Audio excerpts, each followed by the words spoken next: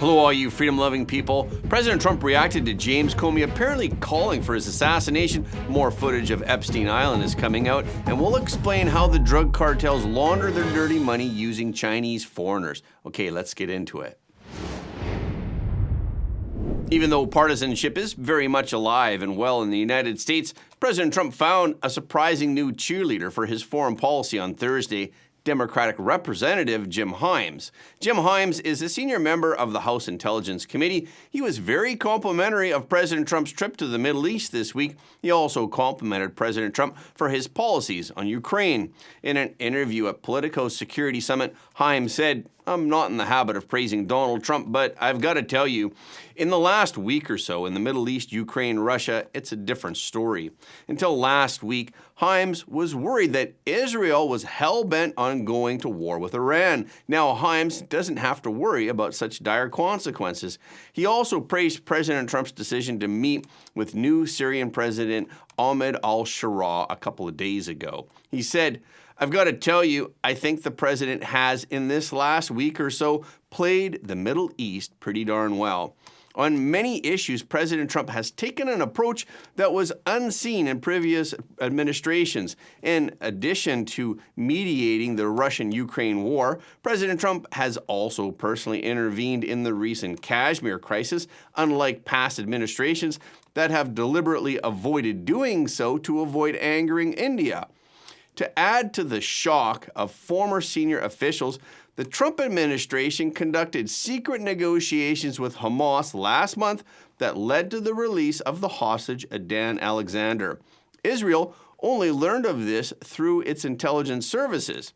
President Trump favors direct negotiations with Iran. He is ignoring pressure from hawks at home and abroad that held the Obama and Biden administrations back.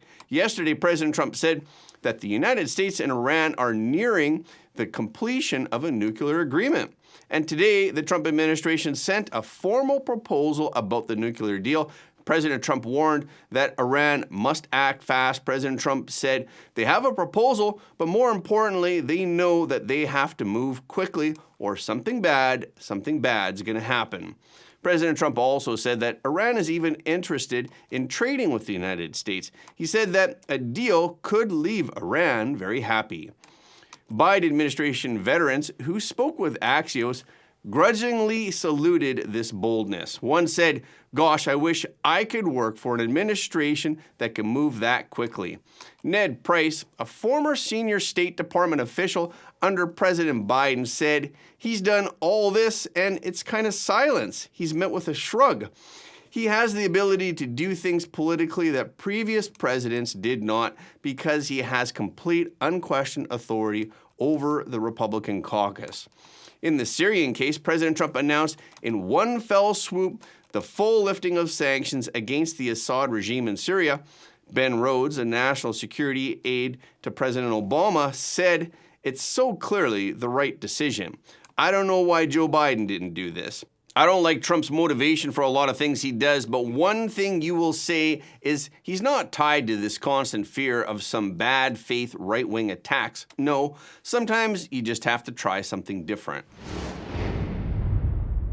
Accompanying President Trump on his visit to the Middle East was a team of high-tech bigwigs. They were joined by Elon Musk, who also spoke at the Saudi-U.S. Investment Forum, Sam Altman, who is the CEO of OpenAI, Lisa Su, the CEO of AMD, Jensen Huang, the CEO of NVIDIA, and Alex Karp, who is the CEO of Palantir Technologies. The world's strongest AI team, one after another, announced plans to build AI infrastructure for Saudi Arabia, the United Arab Emirates, and other Gulf countries in order to provide large-scale AI semiconductors and software, and they agreed to invest in local AI startups. There are comments that this is the Trump administration's approach to formally improve relations with the Middle East, and this will open the United States and the Middle East to an AI brotherhood era. On Tuesday, NVIDIA announced that it will supply 18,000 of its newest high-performance AI chips, the GB300, to Humane, which is an AI company owned by the Saudi Sovereign Wealth Fund. They will use them for its large-scale data center project. NVIDIA also plans to supply hundreds of thousands of AI chips and to build 500 megawatt-sized data centers for Saudi Arabia over the next 5 years. This 500 megawatt class data center will be 5 times the size of data centers that are currently in major strongholds of big tech such as Google and Microsoft. To meet the demand for this mega cluster, NVIDIA's competitor AMD has also decided to provide AI semiconductors and software for Humane's data center project. Bloomberg reports that OpenAI is also considering setting up a data center in the United Arab Emirates. Elon Musk announced a day earlier that he would provide Saudi Arabia with Starlink satellite internet service that can be used by airplanes, ships, and others. He also mentioned Tesla's plan to introduce self-driving cabs. In addition, Tesla also showed President Trump and Saudi Crown Prince Mohammed bin Salman the humanoid robot Optimus that is under development. It is believed that this investment by U.S. companies has had the effect of preventing the spread of cutting-edge Chinese technology in the Middle East. The Middle East had been strengthening its cooperation with the Chinese Communist Party with oil money in order to cultivate cutting-edge industries, including AI. Last year, Saudi funds invested in a Chinese AI startup called Wisdom Spectrum AI, and it is even suspected that the CCP has obtained NVIDIA AI chips, which are prohibited from being imported. The U.S. Department of Commerce issued a ban not long ago saying, "The use of Huawei Ascend AI chips anywhere in the world is a violation of U.S. export controls." Reuters commented, saying it's designed to make it difficult for Middle Eastern countries to buy Chinese-made AI chips, cutting off the financial access of Chinese companies to the money they need to develop them. Today, President Trump concluded his Middle East tour with a few stops in the United Arab Emirates. On the fourth and final day of his trip, President Trump attended a roundtable discussion with dozens of business executives at a ceremonial palace in Abu Dhabi. The meeting brought together business leaders from major U.S. companies, including ExxonMobil, Lockheed Martin, Raytheon, Boeing, Oracle, and the Cleveland Clinic Foundation. It also included representatives from major UAE companies, such as the state-owned Abu Dhabi National Oil Company, Emirates Airways, and Etihad Airways. The UAE Minister of Industry, who is also the Managing Director and Group CEO of Abu Dhabi National Oil Company, gave a special gift to President Trump, which came with moments of laughter. This is the highest quality oil there is on the planet, and they only gave me a drop. So I'm not thrilled. But still, it's better than no drop. Can you imagine? But anyway, it's tremendous. And this has become a globally recognized benchmark, Mr. President. Marban, that's going to be great. Yep, I know that very well. During the roundtable, President Trump also suggested that his top trade negotiators plan to contact about 150 countries with information on new tariff rates because there's not enough time to negotiate bespoke deals before a self-imposed July deadline. We just reached a fantastic trade deal, as you know, with the United Kingdom, which was wonderful. And we have another big one that we just reached with China. The China deal is a very big deal. It's in the process of continuing to be formed. But they wanted to make that deal very badly. And we have, at the same time, 150 countries that want to make a deal, but you're not able to see that many countries. So at a certain point over the next 2 to 3 weeks, I think Scott and Howard will be sending letters out, essentially telling people, it would be very fair, but we'll be telling people what they'll be paying to do business in the United States. During the meeting, President Trump also shared a personal moment, reminding everyone that no matter what his title is or his location, being a grandfather remains a meaningful part of his life. Little announcement of a beautiful grandchild, a boy, Tiffany and Michael. So we're very excited about that. I look forward to that. I probably should have left yesterday, but I couldn't disappoint you. Your father would have been extremely upset with me, and you would have been more upset. He would have understood, sir. We had such a beautiful evening, and they planned it so beautifully. I said, I'm going to have to wait just a little bit. President Trump's final day also included a visit to the Abrahamic family house. This is a cultural complex that includes a church, synagogue, and mosque, which highlights a message of interfaith tolerance. After the complex, President Trump walked out onto the tarmac in Abu Dhabi with the United Arab Emirates president. The leaders walked in conversation onto a light blue carpet until arriving close to the steps of Air Force One. The plane was wheeled up at 2:26 p.m. local time. Then President Trump went up the stairs to board and gave his signature fist pump before entering the plane. Yesterday, we reported that President Trump signed investment deals that are valued at more than $200 billion with the UAE. As part of these deals, the United States and the United Arab Emirates will partner to build a massive data center complex in Abu Dhabi to advance artificial intelligence capabilities. The complex will have 5 gigawatts of capacity, which is enough to power a major city. This will mark the largest data center deployment outside the United States. If you allow me, maybe you can put that hand on us to get us started. All right? There we go. Welcome to the new epicenter of innovation, where American ingenuity meets Emirati vision and abundant energy fuels progress. Here, pioneering AI on the cutting edge of technological discovery takes us into the future.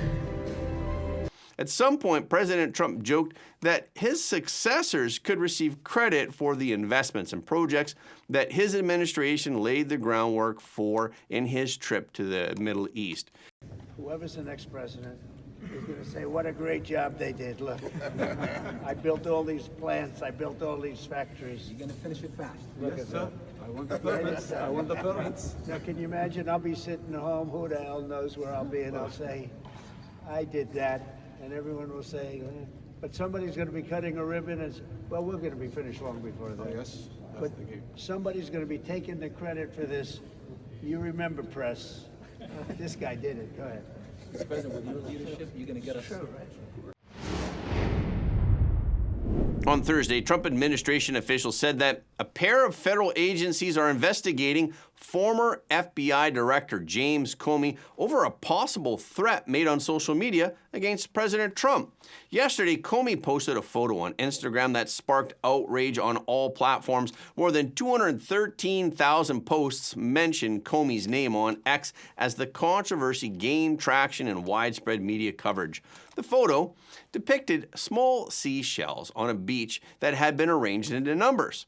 There were 2 sets of numbers, 86, which is a slang term meaning to get rid of, and 47, which is the number of President Trump's current term. Under the photo, Comey wrote, "Cool shell formation on my beach walk." Comey later deleted the post and wrote a second post saying that he assumed the numbers constituted a political message. Comey said, "I didn't realize some folks associated those numbers with violence. It never occurred to me. But I oppose violence of any kind, so I took the post down." Neither post indicated where the photo was taken or whether Comey knew who had configured the seashells into those numbers. But today, in an interview with Fox News, President Trump said that he knew exactly what that meant. A child knows what that meant. If you're the FBI director and you don't know what that meant assassination, and it says it loud and clear. Homeland Security Secretary Kristi Noem also said on X that Comey had just called for the assassination of President Trump. Noem said that her office was investigating the alleged threat along with the Secret Service, and both agencies will respond appropriately.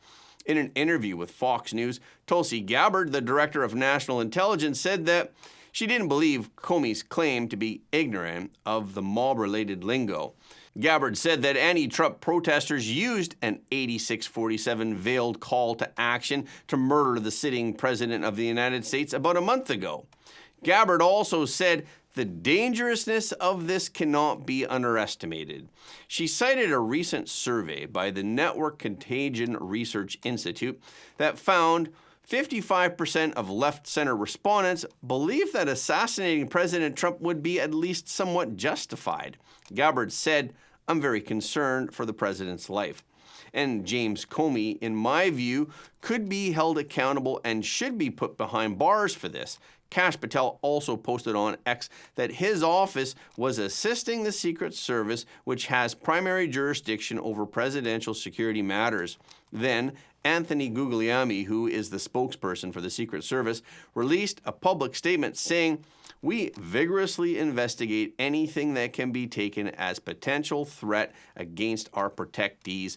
We are aware of the social media posts by the former FBI director, and we take rhetoric like this very seriously. Beyond that, we do not comment on protective intelligence matters." After Attorney General Pam Bondi has explained that the DOJ is still going through tens of thousands of videos, many people are still anticipating the full release of the Epstein files. In the meantime, James O'Keefe has released a couple of short videos with footage inside the secretive Epstein Island. The first video showed footage of the kitchen with a bizarre painting on the wall, and the most recent footage is from inside the library. Today we release more never-before-seen video and images from inside Jeffrey Epstein's former island home, showing bizarre statues and a cryptic message written on a chalkboard by Jeffrey Epstein himself. The Jeffrey Epstein Island, also known as Little St. James in the Virgin Islands. Last time we took you inside the kitchen to show that really creepy image of a baby in a sink. YouTubers have snuck on the island, Luke Radowski, Tyler Olivier, getting images of the outside of the structures. But today we're going to take you inside the structures, inside Jeffrey Epstein's library. We're going to take a closer look. And today, O'Keefe released another video of inside the bedroom. He focused mainly on the phone that included who Epstein had on speed dial. Inside Epstein's bedroom.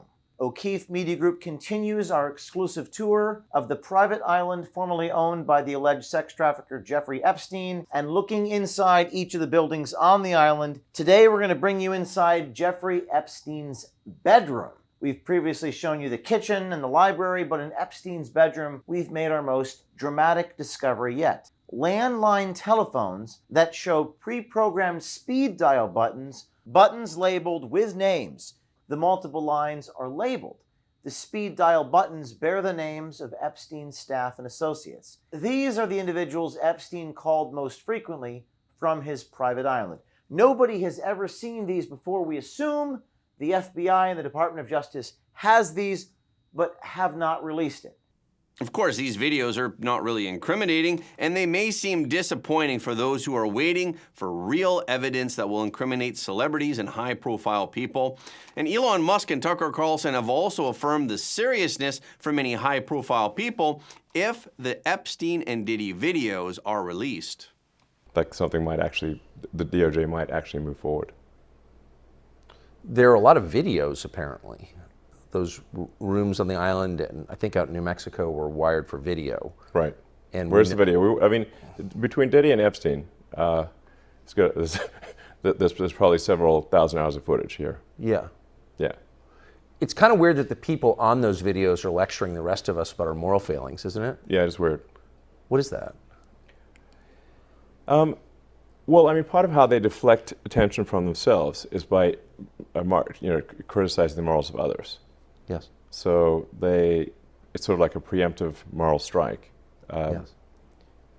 I mean, as I said, I think those who are saying Trump is a threat to democracy are themselves actually the threat to democracy. And the case against Sean Diddy Combs is currently ongoing, and some high-profile people have already been named. He is facing at least 15 years in prison if convicted of all charges of sex trafficking.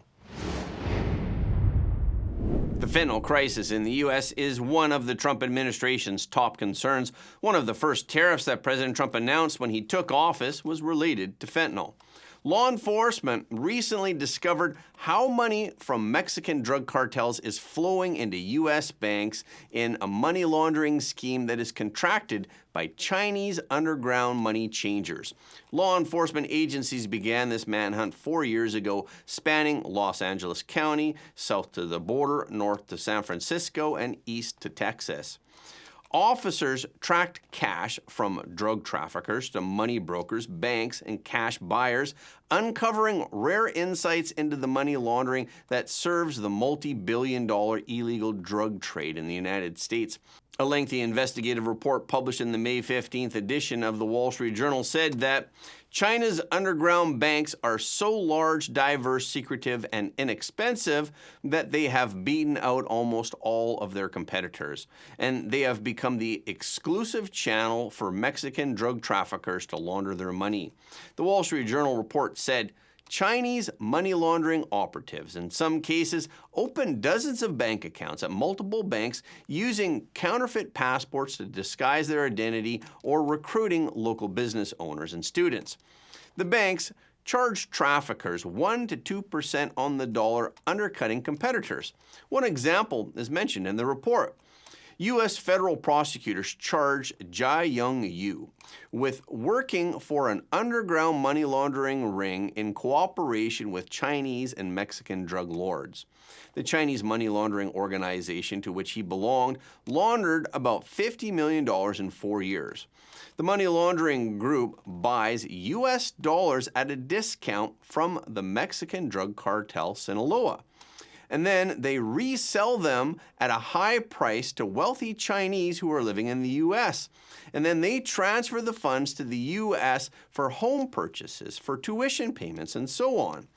On a hazy Southern California morning, undercover police officers watched Jiayong Yu step out of a Range Rover and step into a Chase Bank branch, where he deposited about $100,000 cash into his account. The U.S. government requires that if a user makes a cash deposit of more than $10,000 at a time, the bank must flag the transaction to federal regulators. But Yu didn't seem to mind. He immediately went to the Chase and Bank of America branches in Claremont, California, about 35 miles away, to make more deposits. The Wall Street Journal wrote, banks occasionally close accounts based on suspicious activity, sometimes within a month.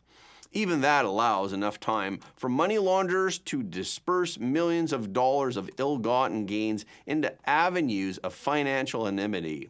Usually within a day, the money is moved, often with the purchase of a cashier's check or to cryptocurrency. In some cases, the money is transferred to accounts held by customers of Chinese money brokers. When bank accounts are closed, money launderers just open new ones under different names elsewhere. In May of 2023, police seized $200,000 in cash and fake passports from Jiayong Yu. There are many more people just like Jiayong Yu who are involved in money laundering. Sai Zhong, who is one of the key figures in the case, was involved in an underground money laundering and exchange business after coming to the United States on a student visa. Law enforcement found that he closely worked with the Sinaloa group, where his men received drug cash and sold it to Chinese people in the U.S. In April of 2023, police seized $60,000 in cash that was hidden under a bed at a home in North Hills, Los Angeles, and drug-sniffing dogs confirmed that the bills were tainted with the smell of drugs. Prosecutors indicated that Sai Zhong contacted his clients through encrypted communication tools such as WeChat in order to avoid being wiretapped by U.S. law enforcement agencies. Eventually, police arrested Sai Zhong in 2023, and they seized $150,000 in cash on the spot. He was charged with conspiracy to commit money laundering and drug trafficking, despite insisting that the funds were not drug-related. He said, "I know a lot of rich people and help them transfer money." But there is a background to these explanations given by Zhong. The Chinese Communist Party has a strange policy that the people do not have the freedom to exchange foreign currency. Each citizen can only remit a maximum of $50,000 US overseas per year. And Chinese people have all kinds of needs to exchange US dollars in order to escape the supervision of the CCP and for investment purposes, or for their children's college tuition, or for investment in real estate and stocks, etc. Thus, this creates a huge demand for underground exchange of foreign currencies. This is the excuse for these underground money changers to survive. The reason these underground money changers are able to charge drug dealers cheap handling fees is because they can charge the Chinese people who need the dollars the corresponding difference. And that's a wrap for this episode. Thank you so much for your support of Front Page. Please remember to leave us a comment below the video. This is really helping us to be seen all around the world. The more people who watch Front Page, the more freedom-loving people the world will have. And please hit the like button and hit the notification bell after you subscribe. And please share this video with your friends and family because everybody deserves to know the truth.